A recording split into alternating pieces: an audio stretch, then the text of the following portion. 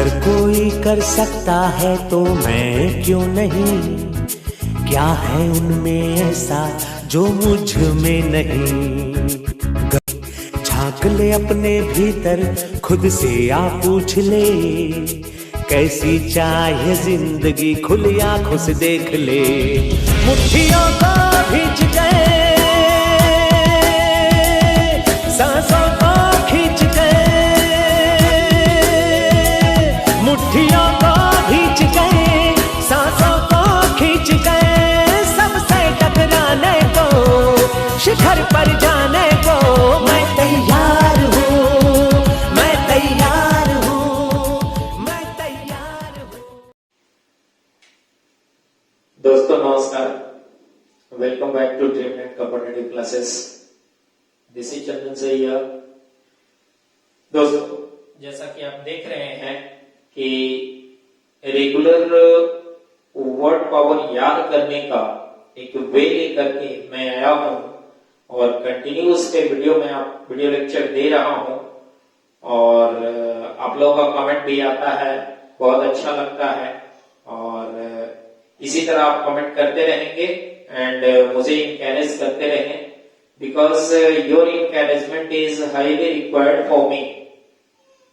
क्योंकि आप जब मुझे इनकरेज करते हैं तो मुझे और मेहनत करने का दिल करता है, ठीक है। तो आप कंटिन्यू इसी तरह आप वीडियो देखते रहें, इनकरेज करते रहें, लाइक करते रहें, शेयर करते रहें, ठीक है ना, ताकि मैं बेहतर से बेहतर एपिसोड लेकर के आपके सामने आऊं, ठीक है। तो चलिए आज जो है हम लोगों ने इस सीमेंटो याद करने का जो टेक्निक मैं बताया हूं आपको, इस टेक्निक से अब तक मैंने शतक पूरा कर लिया और हम लोग पूरी तरह चीजों को समझ गए होंगे।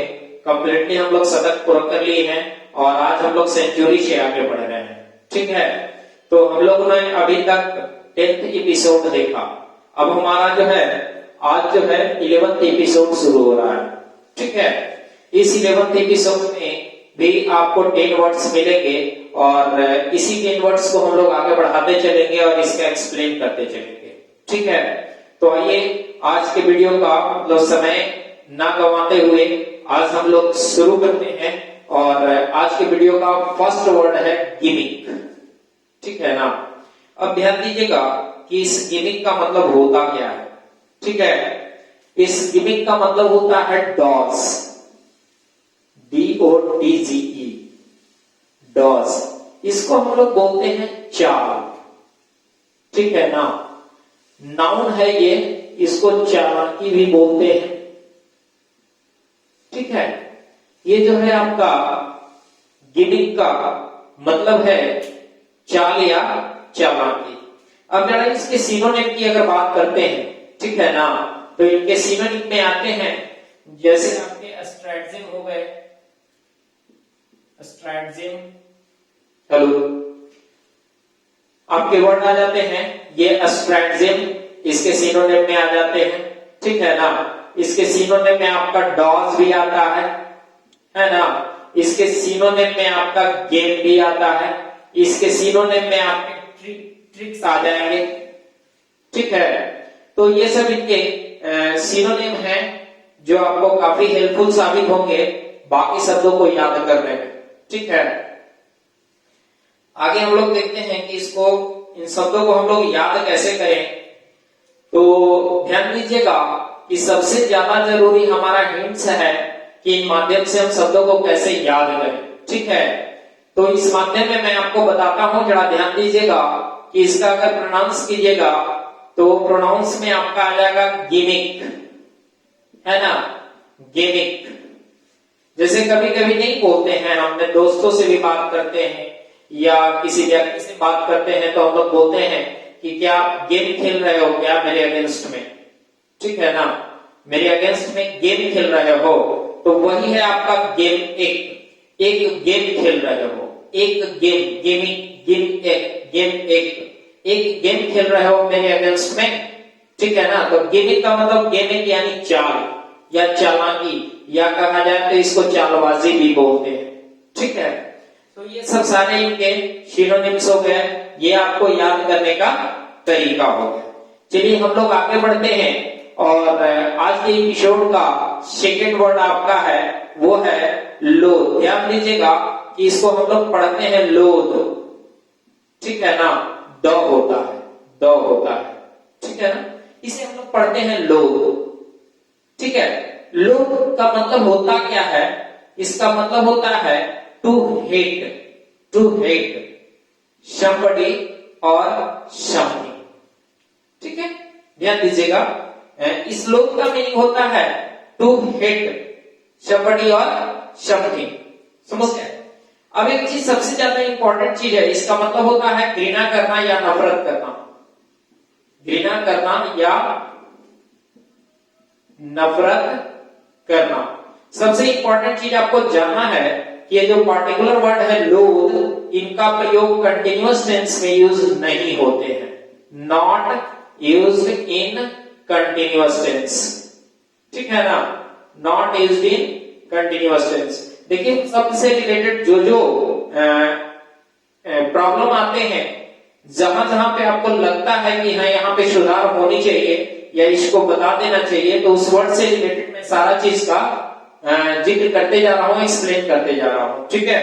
तो इनका प्रयोग जो होता है वो कंटिन्यूअस टेंस में नहीं होता है, ठीक है।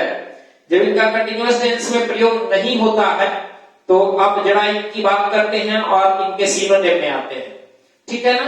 तो इनके सिनोनिम में एक तो हिट हो जाएंगे, दूसरा डिस्पाइज भी होता है, ठीक है ना। डिस्पाइज का मतलब भी होता है तिरस्कार करना या घृणा करना,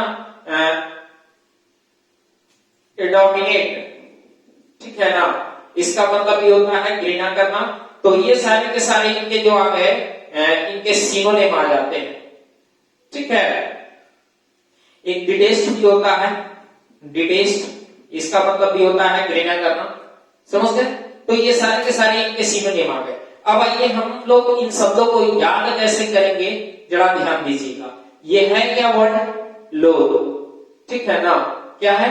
लोथ। आप जरा देखिएगा कि जब कभी आप किसी रास्ते से गुजर रहे हैं तो किसी जानवर के मांस का लोथड़ा देखते हैं।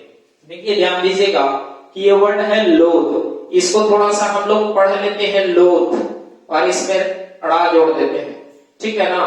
तो मांस का लोथड़ा हम लोग देखते हैं, एक्चुअली ये रूरल लैंग्वेज है लोथड़ा, ठीक है। तो मांस का जब लोथ देखते हैं तो हम लोग घृणा करने लगते हैं उस चीजों से, वहां से घृणा करने लगते हैं। तो जैसे ही लोथ देखते हैं, लोथड़ा देखते हैं मांस का, तो हम लोग घृणा करना शुरू कर देते हैं, ठीक है ना। तो याद रखिएगा, लोथ, लोथड़ा, मांस का लोथड़ा देखने से हम लोग घृणा करना शुरू कर दिए, ठीक है।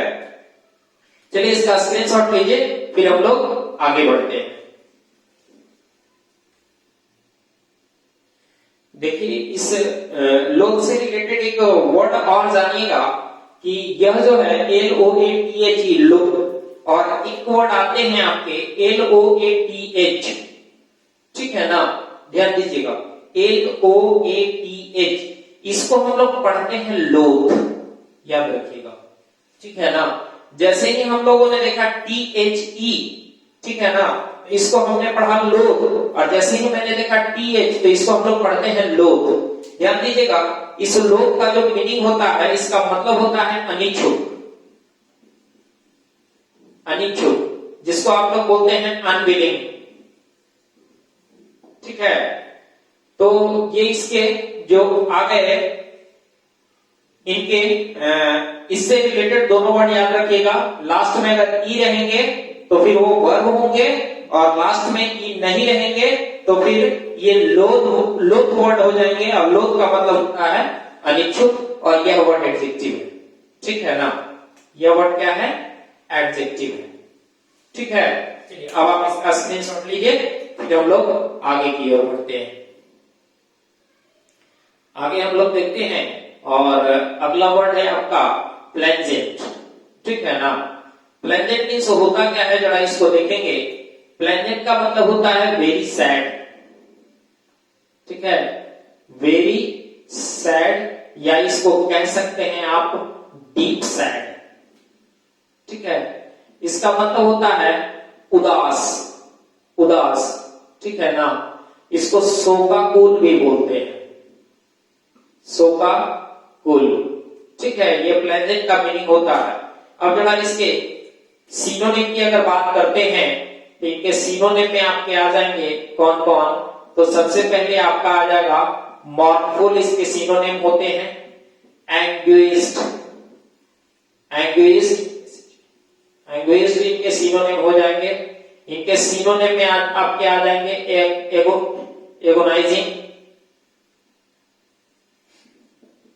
एगोनाइजिंग। ठीक है ना, ये सारे के सारे इनके सिनोनिम हो जाएंगे। अब इन शब्दों को हम लोग याद कैसे करेंगे, सबसे ज्यादा जरूरी हम लोग का वो है। ठीक है ना, देखिए इन वर्ड को हम लोग याद कैसे करेंगे, बहुत गौर से इसको समझिएगा कि यह वर्ड क्या है, प्लेजेंट। क्या है, क्या है, प्लेन एजेंट, है ना। अब जरा ध्यान दीजिएगा कि आपके माता पिता अपनी गाढ़ी कमाई जमा करके रखे हुए हैं और उसी समय सपोज आप अगर उस दौर में पढ़ने की कोशिश करते हैं कि किसी तरह कहीं घूस देकर के हम नौकरी ले लें। ठीक है ना, जनरली बहुत सारे एजेंट ऐसे घूमते फिर रहे हैं। ठीक है ना, तो अगर वो एजेंट प्लान कर दिया, कौन प्लान किया, एजेंट, और प्लान करके आपकी गाड़ी कमाई लेकर के चला जाए और आपको नौकरी भी ना मिले, अब बताइए आपका पूरा परिवार शोकाकुल हो जाएगा, पूरे परिवार उदास हो जाएंगे, क्योंकि आपकी गाड़ी कमाई थी, उस गाड़ी कमाई को प्लान कर गया कौन, एजेंट, प्लान एजेंट प्लान करके लेके चला गया, तो आप निश्चित रूप से उदास हो जाएंगे। ठीक है, याद हो जाएगा सारे। चलिए आगे बढ़ते हैं और अगला शब्द है आपका एड्यूस। ध्यान दीजिए, इस एड्यूस का मतलब होता है क्या है, to cite as evidence, to cite as evidence. इसका मतलब होता है सबूत देना, सबूत देना। चलिए देखिए, सबसे पहले आइए कि इनके सिनोनिम के बारे में अगर कुछ बात करते हैं। ठीक है ना, तो इनके सिनोनिम आ जाएंगे। सबसे पहले आपका साइट इसका सिनोनिम होता है, इसके सिनोनिम में कोट हो जाएगा। ठीक है ना, इसके सिनोनिम में एक चीज और आता है जो सबूत देने के लिए आप कह सकते हैं प्रोड्यूस, डॉक्यूमेंट्स। ठीक है ना, डॉक्यूमेंट्स भी प्रोड्यूस कर सकते हैं। ये सारे के सारे इनके सिनोनिम में आते हैं। ठीक है, इनके सिनोनिम में आते हैं। मेंशन भी इसका सिनोनिम होता है। चलिए आगे लिख ही देते हैं, मेंशन सिनोनिम में आता है। एक आइडेंटिफाई भी होता है। ठीक है ना, ये सबका मतलब होता है सबूत देना। आइए सबसे पहले आइए याद कैसे करेंगे। ठीक है ना, इनका भी थोड़ा सा हम देख ले कि इनका याद करने का जरिया क्या है। बहुत इंपॉर्टेंट वर्ड है ये एड्यूस। ध्यान दीजिए, ये क्या है, एड। ठीक है ना, यूज, इसको हम उस पढ़ सकते हैं और इसको जोड़ना पढ़ सकते हैं। ठीक है ना, अब ध्यान दीजिएगा कि उस केस में सपोज किसी के अगेंस्ट में कोई कोर्ट में केस चल रहा है और उस केस में कुछ ऐड कर रहा है, यानी सबूत के तौर पे कुछ ऐड कर रहा है। ध्यान दीजिएगा फिर से, एड्यूस, ऐड जोड़ना उस केस में कुछ जोड़ रहा है। ठीक है ना, कुछ ऐड कर रहा है, इसका मतलब है कि उस केस में सबूत पेश कर रहा है। ठीक है, तो आप इस माध्यम से शब्दों को याद कर सकते हैं। अब यहाँ पे दो चीज मैं आपको बता दूं। सबसे पहला चीज वो कि एक होता है एविडेंस और एक होता है विटनेस। दोनों में डिफरेंसेस क्या है, ध्यान दीजिएगा। एक होता है एविडेंस और दूसरा होता है विटनेस। ठीक है ना, इन दोनों में अंतर क्या है, ध्यान दीजिएगा। विटनेस जो होते हैं वो पर्सन रिलेटेड होते हैं। ठीक है ना, और एविडेंस जो होते हैं वो डॉक्यूमेंट या इक्विपमेंट। ठीक है, डॉक्यूमेंट या इक्विपमेंट या आर्म्स, यानी कह सकते हैं कुल मिलाकर के तो ये जो आते हैं थिंग्स से रिलेटेड होते हैं, ठीक है ना। थिंग्स से रिलेटेड होते हैं कौन, एविडेंस, और विटनेस जो होते हैं वो पर्सन से रिलेटेड होते हैं। अब जरा मैं एग्जांपल के माध्यम से आपको बता दूं कि सपोज कोई केस में कहीं आपका मर्डर हुआ, उस मर्डर करते हुए कोई बंदा देखता है और वह बंदा अगर कोर्ट में जाता है तो वह विटनेस कहलाएगा, ठीक है ना। क्या कहलाएगा, विटनेस।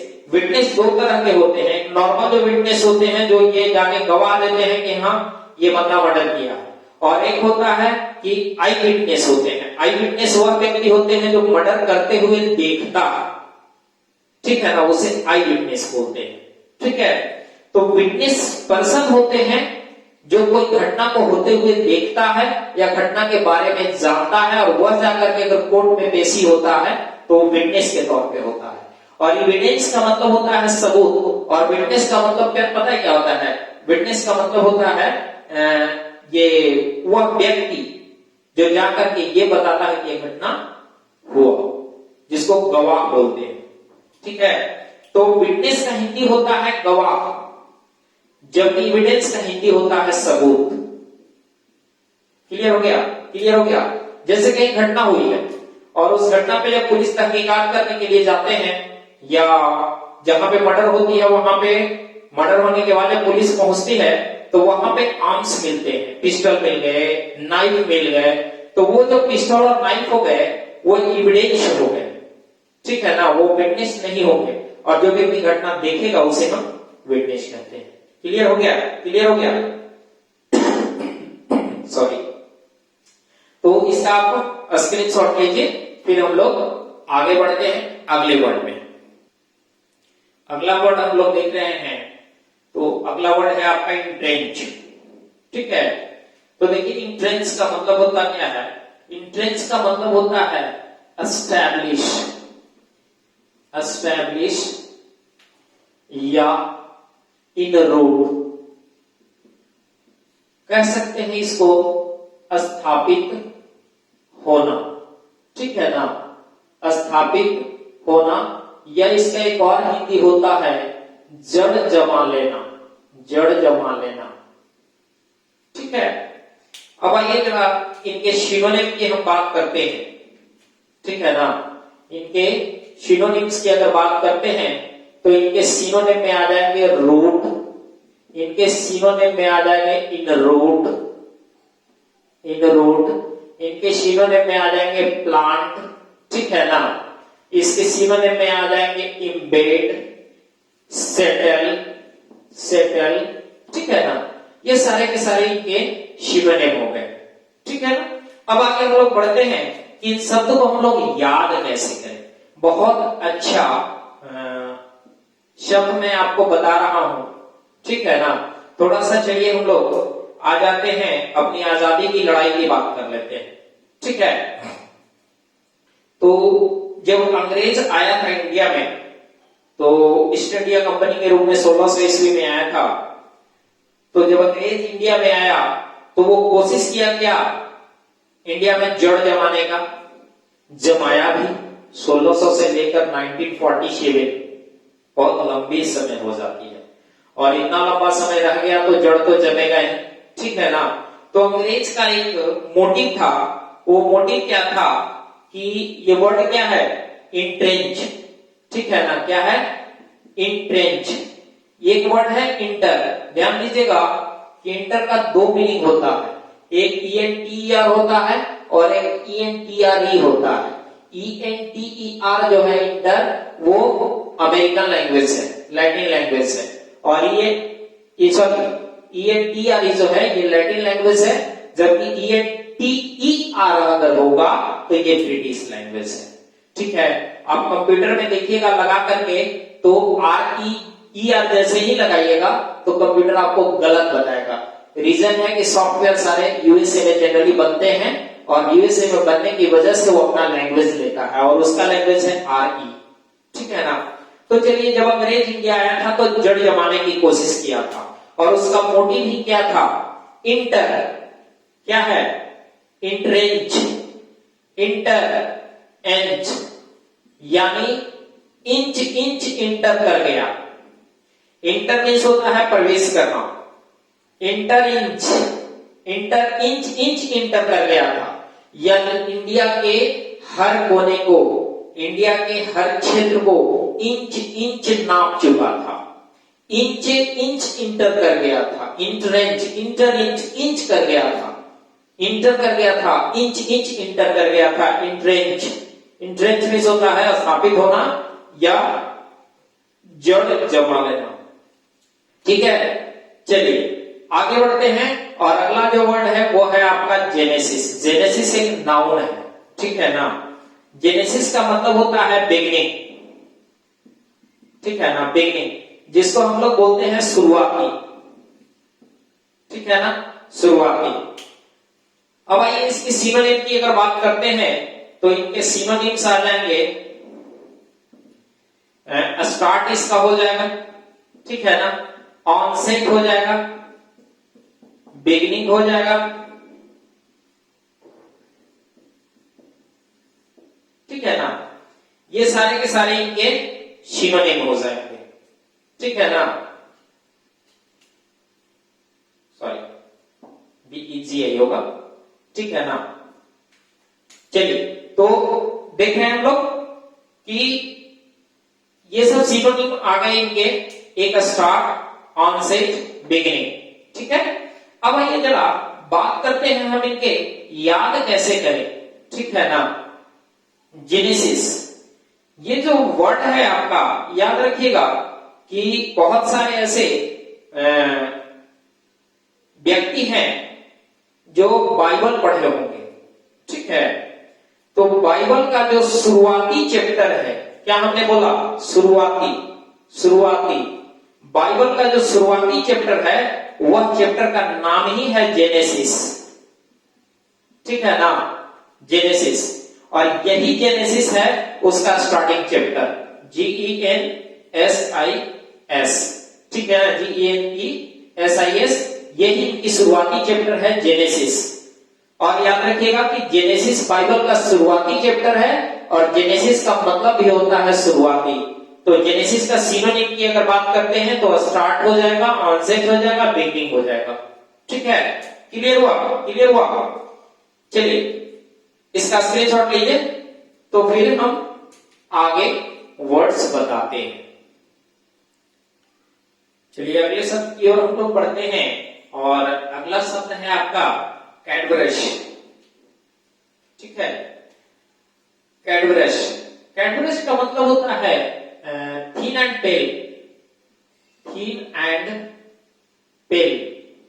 आप इसको ऐसे भी कह सकते हैं कि रिजेंबलिंग कॉर्प्स, ठीक है। ध्यान दीजिएगा कि कॉर्प्स जो है ये दो तरह के इसके मीनिंग होते हैं। एक होता है CROPS,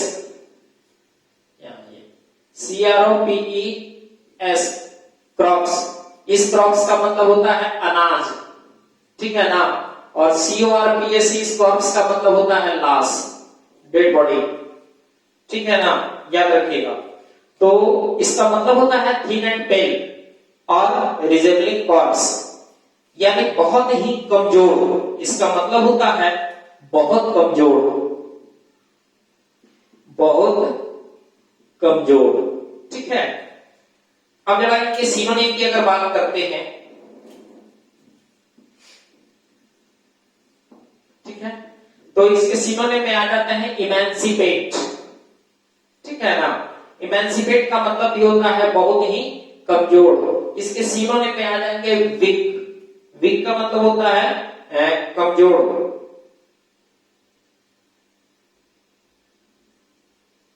ठीक है।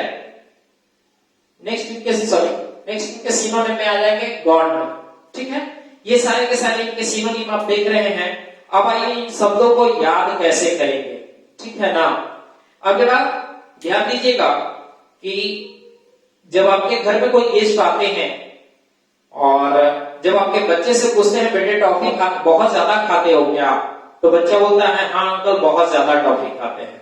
तो वो बोलते हैं ना कि ज्यादा कैडबरी खाओगे, ठीक है ना, एक चॉकलेट का नाम है शायद कैडबरी, ध्यान दीजिएगा।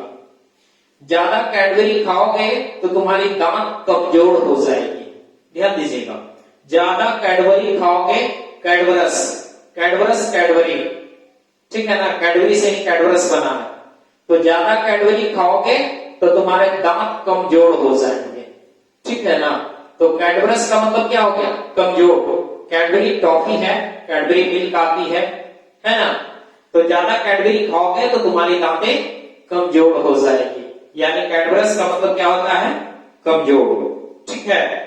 नेक्स्ट वर्ड आइए, अगला वर्ड है इंटेंगल। इंटेंगल मींस होता क्या है, ठीक है। तो इंटेंगल का मतलब होता है इंटरवाइन, ठीक है ना। इंटरवाइन का मतलब क्या होता है, उलझा हुआ, उलझा हुआ, ठीक है ना। या इसको कह सकते हैं फंसा हुआ, फंसा हुआ, ठीक है ना। इसी को हम लोग बोलते हैं इंटरवाइन।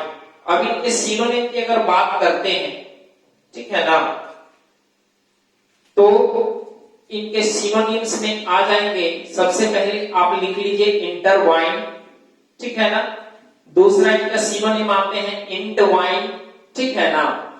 थर्ड सिनोनिम आते हैं ट्विस्ट, ठीक है। आप सुने होंगे ट्विस्टेड, ट्विस्टेड मुड़ा हुआ, है ना, ठीक है। तो ये सब इनके क्या हो गए, सिनोनिम हो गए, ठीक है ना। एक और अगर आते हैं तो इनका काउट इन समथिंग एल्स, किसी चीज में उलझा हुआ या फंसा हुआ, ठीक है ना, किसी चीज में उलझा हुआ या फंसा हुआ। अब आइए जरा हम लोग चलते हैं कि इन शब्दों को हम लोग याद कैसे करें। ध्यान दीजिएगा, ये क्या है, इंटेंगल, ठीक है ना। क्या है, इंटेंगल। हम लोग ऐसे इसको कह सकते हैं इंटेंगल, है ना। अब बताइए कि आप देखे होंगे कि मकड़ी का जो जाल होता है, स्पाइडर का जो जाल होता है, उस जाल में देखे होंगे कि मकड़ी जो है अंदर जाकर के, या कोई चींटी वगैरह अंदर जाकर के फंसा हुआ होता है। क्या होता है, अंदर जाके फंसा हुआ होता है। तो इनका मतलब होता है में, और टंगल है। देखिए ये टंगल जो है रूरल लैंग्वेज का एक वर्ड है, जनरली रूरल लैंग्वेज में यूज होता है टंगल है। टंगल है का इसका मतलब फंसा हुआ, ठीक है। तो में टंगल है, इन टंगल में टंगल है, उसके अंदर में जाके टंग गया है, यानी फंस गया है, ठीक है, फंस गया है। सपोज आप बचपन में, थोड़ा बचपन याद कीजिए कि बचपन में हम लोग खेलते थे बॉल, और वो भी कपड़े का बॉल बना करके खेला करते थे, ठीक है ना। कपड़े का बॉल बना करके उसको रस्सी में बांध करके हम लोग खेला करते थे। और जब हम लोग खेलते थे तो बॉल कभी कभी पेड़ में जाके अटक जाती थी, तो क्या हो जाता था, इन में, ठीक है ना, यानी पेड़ों में टंग जाता था, यानी जाके फंस जाता था। तो इंटेंगल का मतलब क्या होता है, किसी चीज में जाके फंस जाना या उलझ जाना, ठीक है। समझ में आ रहा है। चलिए इसका स्क्रीनशॉट लीजिए, फिर हम लोग आगे बढ़ते हैं। आगे हम लोग बढ़ते हैं और अगला वर्ड है आपका रेटिसेंट। चलिए आइए, सबसे पहले आइए इस रेटिसेंट का मतलब क्या होता है। देखिए ये जनरली किसी वस्तु के बारे में ये विवरण के लिए आता है, रेटिसेंट। इसका मतलब होता है कि not willing to tell somebody about something, यानी किसी चीज के बारे में किसी को न बताना, ठीक है ना, यानी बताने के लिए अनिच्छुक, नहीं बोलना चाह रहा है। इसको हम लोग बोलते हैं अल्पभाषी, अल्पभाषी, ठीक है ना, बहुत कम बोल रहा है किसी चीज के बारे में, ठीक है ना। इसको हम बोल सकते हैं कि बोलने में अनिच्छुक, नहीं बोलना चाह रहा है, बोलने में अनिच्छुक, ठीक है। अब आइए इसके सिनोनिम की अगर बात करते हैं तो इसके सिनोनिम में आते हैं आपका रिजर्व, ठीक है ना। रिजर्व देखिए क्या होता है कि रिजर्व का मतलब होता है बहुत कम बोलने वाला। अपने जैसे नहीं कभी कभी बोलते हैं वो अपने आप में रिजर्व रहता है, यानी दूसरे से उतना बातचीत नहीं करता है, तो वही आपका है यहाँ पे रिजर्व, ठीक है। दूसरा वर्ड आप देख सकते हैं साई, ठीक है ना। साई का मतलब होता है शर्मीला, जो बहुत कम किसी से बातचीत करता है, ठीक है ना। नेक्स्ट अगर आप बात कीजिएगा तो इनहिबिटेड एक वर्ड है, ठीक है ना। इनहिबिटेड, इनहिबिटेड का मतलब ये होता है कि आदत नहीं है ज्यादा बातचीत करने का, वही इनहिबिटेड है, ठीक है ना। बहुत ज्यादा नहीं बोलने वाले को हम इनहिबिटेड बोलते हैं, ठीक है। उसके बाद एक और वर्ड है विड्रॉन, विड्रॉ, ठीक है। देखिए विड्रॉ वर्ब भी है, विड्रॉ का मतलब होता है निकालना या किसी चीज को लेना, ठीक है, तो विड्रॉ भी होता है। नेक्स्ट आपका एक वर्ड है रिस्ट्रेंट, रिस्ट्रेंट का मतलब होता है अपने आप को किसी से बातचीत करने के लिए रोकना, ठीक है। तो ये सभी इनके सिनोनिम हो गए, ठीक है। अब आइए इन शब्दों को हम लोग याद कैसे करेंगे, बहुत ज्यादा जरूरी है इसको याद करना, ठीक है। ये दो वर्ड से बना है, ठीक है ना, रेटिसेंट, ठीक है ना। अब जरा ध्यान दीजिएगा, मैं मजाकिया लहजे में इसको आपको याद करवाता हूं कि एक बंदा है, बहुत ज्यादा बातचीत करता था, ठीक है ना, बहुत ज्यादा बातचीत करता था। जब उसकी शादी हुई तो शादी के राती से संत हो गया, रेटिसेंट, शादी के राती से संत हो गया और आज तक बेचारा संत है, बहुत कम बोलता है, समझते हैं ना, बहुत कम बोलता है। आपको याद हो जाएगा, रेटिसेंट राती से संत हो गया, यानी शादी के राती से ही वो संत हो गया और अब तक वो बेचारा कम बोलता है। जब से शादी हुआ था उस रात से लेकर अब तक कम बोलता है, ठीक है ना। ऐसे भी मैं थोड़ा सा आपको जॉली मोड में ला दूं तो हस्बैंड का डिफिनेशन पता है क्या होता है? हस्बैंड वह व्यक्ति जो हंसते हुए बैंड बाजा के साथ ससुराल जाए और वहां से आने पर हंसने पर बैंड लग जाए, दैट इज कॉल्ड हस्बैंड। चलिए हंसना नहीं है, आगे बढ़ते हैं। देखिए तो उसको बोलते हैं हम लोग रेटिसेंट, यानी शादी की राती से ही संत हो गया है, यानी रेटिसेंट का मतलब कम बोलना शुरू कर दिया है, अल्पभाषी हो गया है, अपने आप में रिजर्व रहना शुरू कर दिया है, शर्मिला हो गया है, इनहिबिटेड हो गया है, रिस्ट्रेंट हो गया है, विड्रॉ हो गया है, ठीक है। अगला जो वर्ड है वो वर्ड है आपका आज के एपिसोड का लास्ट वर्ड है और वो है ऑनरस, ठीक है ना। ऑनरस मीन्स होता क्या है, सबसे ज्यादा जरूरी है कि सबसे पहले ऑनरस का मतलब जानते हैं, ठीक है ना। इसका मतलब होता है needing, needing a lot of effort, बहुत ज्यादा एफर्ट लेने वाला, जिसको हम लोग बोलते हैं कष्ट साध्य, ठीक है ना। इसको हम लोग बोलते हैं कष्ट साध्य, यानी बहुत ज्यादा कष्ट देने वाला। इसको हम लोग बोल सकते हैं हिंदी में कठिन, है ना। अब जरा इनके सिनोनिम की अगर बात करते हैं तो सिनोनिम में आपके आ जाएंगे ट्रबलसम, ठीक है ना, बर्डेनसम, बर्डेनसम, ठीक है, समझ गए। तो ये इनके सिनोनिम हो जाएंगे। इनकन्वीनियंट भी इसका सिनोनिम होता है, इनकन्वीनियंट, ठीक है ना। ऑकवर्ड, ऑकवर्ड इसके सिनोनिम में एक आते हैं ऑपरेशन, ठीक है ना। तो ये सभी के सिनोनिम आ जाएंगे। आइए इन शब्दों को याद कैसे करें, ठीक है ना, याद कैसे करें जरा ध्यान दीजिएगा। सबसे इंपॉर्टेंट चीज है इसको याद करना। जनरली दो होते हैं, एक सफलता और एक असफलता, ठीक है ना। दो तरह के श्रृंगार होते हैं मानव के जीवन का, एक सफलता और एक असफलता। सफलता हो जाएंगे तो वो सुंदर बन जाएंगे, असफल होंगे तो बदसूरत हो जाएंगे, ठीक है ना। जिंदगी का करियर का यही एक ढाल है और दो पहलू है, ठीक है। अब जरा सफलता की जब बात करते हैं तो एक चीज जेहन में आता है कि यह शब्द क्या है, जल्दी बताइए।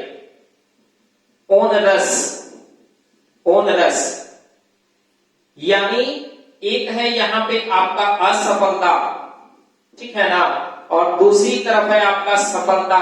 और अब हम कह रहे हैं कि दो पहलू है, ओने का रस लेना बड़ा कठिन है और कष्ट साध्य है। सही बात है। ओने का रस लेना, ठीक है ना। जैसे कभी कभी नहीं बोलते हैं, मतलब रूरल लैंग्वेज में, कि उधर का रस लेना बहुत महंगा होता है भाई, ठीक है ना, बहुत कष्टप्रद होता है, बहुत कठिन होगा, इतना आसान नहीं है उधर का रस ले लेना। यानी रस लेने का मतलब मजा ले लेना, ठीक है ना। तो ओने का रस लेना यानी सफलता का रस लेना बड़ा कष्ट साध्य है, बड़ा कठिन है, ठीक है ना। और सही बात है कि सफलता इतनी आसानी से तो मिलती नहीं है। You have to work hard continuously, not randomly, ठीक है।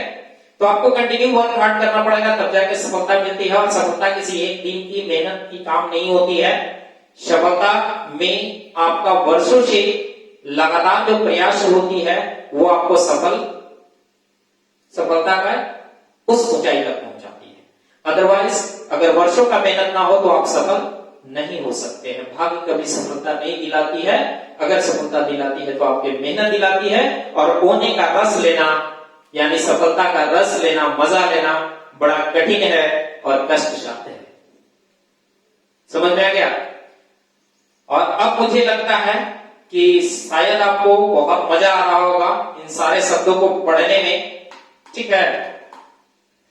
तो अब हम लोग आज 11 एपिसोड हम लोग देखें, ठीक है। आगे भी एपिसोड मैं लाऊंगा इससे रिलेटेड। तब तक के लिए देखते रहिए dreamland competitive classes YouTube channel. Thank you very much, best of luck.